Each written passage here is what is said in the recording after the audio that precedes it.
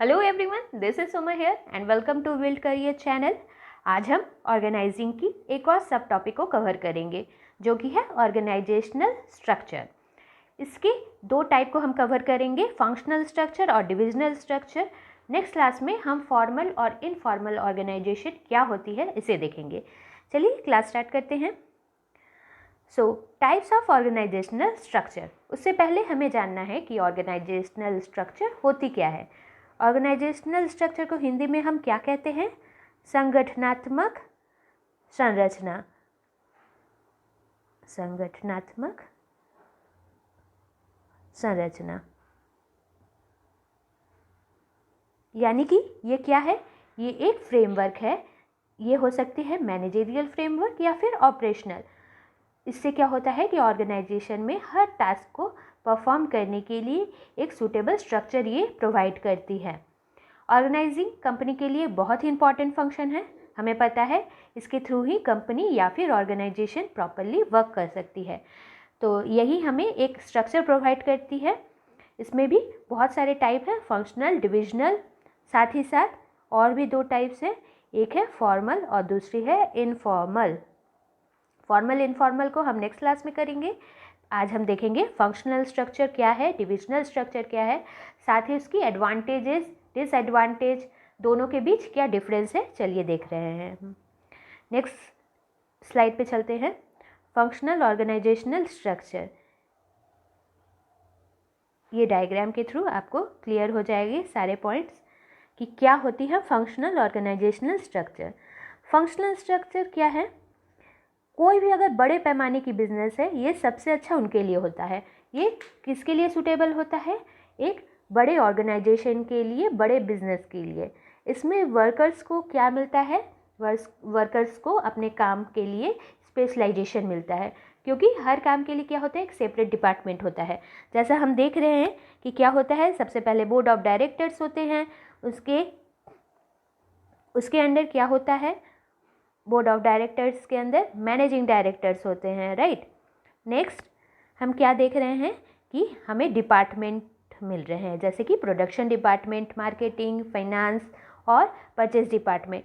इन सब में क्या होता है? अपने अपने काम किए जाते हैं। प्रोडक्शन के अंदर processing, quality control, repair and maintenance, ये सारे काम प्रोडक्शन के अंदर किए जा रहे हैं। मार्केटिंग में अपनी एडवर्टाइजिंग, सेल्स, जो भी कस्टमर सर्विसेज हैं, ये प्रोवाइड की जा रही है। फाइनेंस सेक्टर अपनी फाइनेंशियल प्लानिंग, कैपिटल स्ट्रक्चर, ये सारे काम देख रही है। और परचेज जो डिपार्टमेंट है, परचेजिंग डिपार्टमेंट, वो क्या करेगी? वो परचेजिंग रिलेटेड सारे काम देखेगी। रॉ मटेरियल परचेज करना, उन्हें रिकॉर्ड करना, ये सारे क्या काम हो गए? परचेज डिपार्टमेंट के अंदर। यानी एक कंपनी है, वो डिपार्टमेंट के हिसाब से टुकड़ों में बटी हुई है, और सारे डिपार्टमेंट क्या होंगे? ये अपने काम, अलग अलग काम करेंगे। प्रोडक्शन रिलेटेड काम एक डिपार्टमेंट करेगी, एडवर्टाइजिंग डिपार्टमेंट, मार्केटिंग डिपार्टमेंट अपनी अलग काम करेगी, वो सेल्स रिलेटेड सारे काम करेगी। फाइनेंस जो देखेगी वो एक अलग डिपार्टमेंट होगा। इस तरह सारे डिपार्टमेंट क्या होंगे? अलग अलग होंगे। और ये किनके लिए सूटेबल होती है? ये बड़े जो बिजनेस फर्म होते हैं उनके लिए सूटेबल होती हैं। सो चलिए देखते हैं कि फंक्शनल स्ट्रक्चर किनके लिए अच्छी होती है। फंक्शनल स्ट्रक्चर हम किसे कहते हैं? जब कोई भी काम को हम क्या करते हैं? काम को जब हम ग्रुप वाइज डिवाइड कर देते हैं फंक्शन के अकॉर्डिंग, अगर हम डिपार्टमेंटेशन कर देते हैं उनकी, तो हम इसे क्या कहते हैं? Functional structure. फंक्शन के अकॉर्डिंग स्ट्रक्चर तैयार करना ही फंक्शनल स्ट्रक्चर होती है। तो ये बेहतर किनके लिए है? ये बेहतर है बड़े कंपनी के लिए, बड़े ऑर्गेनाइजेशन के लिए।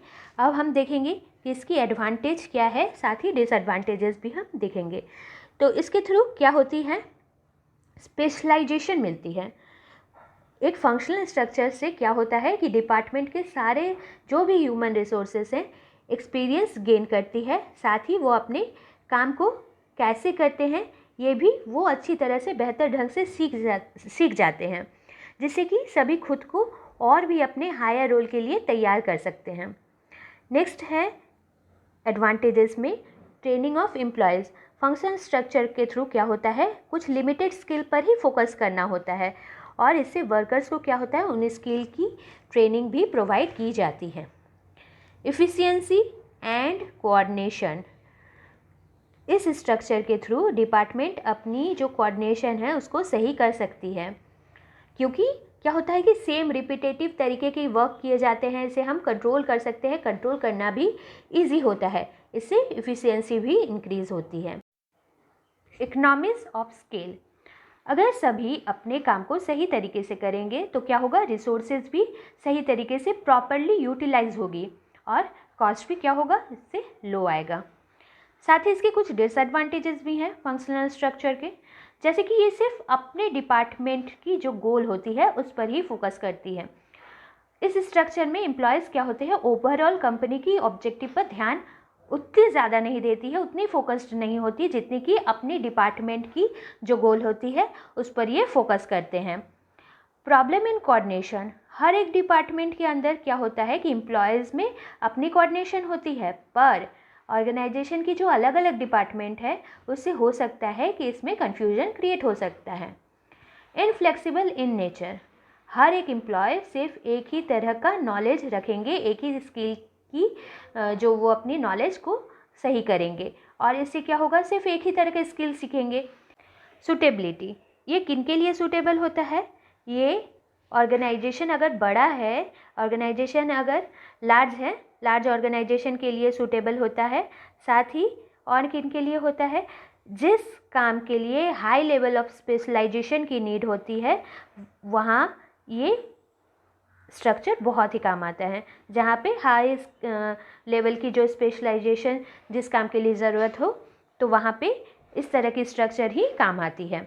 चलिए नेक्स्ट देखते हैं हम डिविजनल ऑर्गेनाइजेशनल स्ट्रक्चर। क्या है ये डिविजनल ऑर्गेनाइजेशनल स्ट्रक्चर? अगर कोई कंपनी अपनी एक ही कंपनी के अंदर बहुत सारे अलग अलग तरह के प्रोडक्ट्स बनाती है तो यहाँ पे डिविजनल स्ट्रक्चर वर्क करेगा। जैसे कि कोई ब्रांड है जो कि क्या कर रही है, सोप तैयार कर रही है, साथ ही साथ कोई कॉस्मेटिक्स प्रोडक्ट तैयार कर रही है, और कोई फूड प्रोडक्ट आइटम तैयार कर रही है, मेडिसिन तैयार कर रहे हैं। ये चारों अलग अलग तरह के प्रोडक्ट्स हैं, बट ये क्या कर रही है, एक ही कंपनी है जो ये सारे चीज़ बना रही है। तो वहाँ पे कौन सा स्ट्रक्चर काम आएगा, डिविजनल स्ट्रक्चर वर्क करेगा।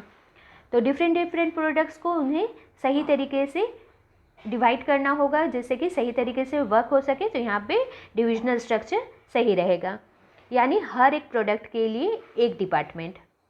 तो यहाँ पे बहुत सारी एडवांटेजेस भी हैं, हम डिस्कस करेंगे। देखिए जैसे कि सोप की अपनी प्रोडक्शन, फाइनेंस, मार्केटिंग, सेल्स, ये सारे काम एक डिपार्टमेंट के अंदर आ जाएंगे। नेक्स्ट डिपार्टमेंट के अंदर कॉस्मेटिक्स की प्रोडक्शन, फाइनेंस, मार्केटिंग और सेल्स रिलेटेड वर्क आ जाएंगे। इस तरह से फूड प्रोडक्ट की और मेडिसिन की भी अलग अलग डिपार्टमेंट के अंदर उनकी प्रोडक्शन, फाइनेंस, मार्केटिंग और सेल्स, मतलब ओवरऑल सारे जो भी वर्क हैं एक प्रोडक्ट को लेकर वो एक अलग डिपार्टमेंट में हो जाएंगे।